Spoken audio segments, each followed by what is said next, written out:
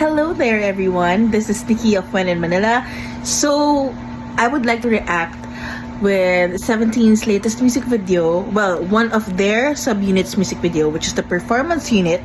So that's Hoshi, Minghao, Jun, and Dino, entitled Spell. And after watching the video, I feel like we're under their spell. Well, lagi naman. So let's start with Minghao. I mean, Minghao has this vibe na, I don't know if it's just me, pero parang laging may maangas vibe si Minghao every time na nakikita ko siya. And this video, it did not disappoint. Sobrang grabe pa rin yung dating niya talaga. Parang yung reaction ko when I saw Hoshi in this video, Lord, I am not your strongest soldier. I mean, tingnan mo naman guys. Grabe! So, Jun has always been my bias wrecker. Even after I saw him in person when I watched Follow Tour last January here in the Philippines.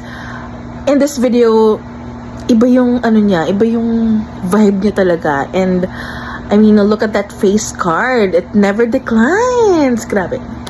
And of course, the maknae, Dino, he's always giving as well. And every time I see him perform or every time na meron silang mga bagong ganap or music video, laging may parang different personality siyang pinapakita sa ating lahat. And with this video, iba din yung pinakita niya, ibang Dino din.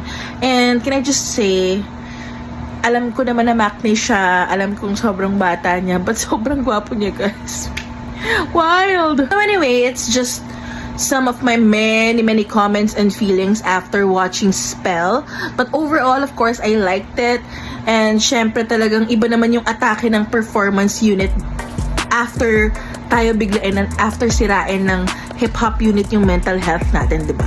But yeah, of course, 17 in general, they are very talented. We love them all. And we can't wait for the next video, which is vocal unit naman. And we're so excited for it.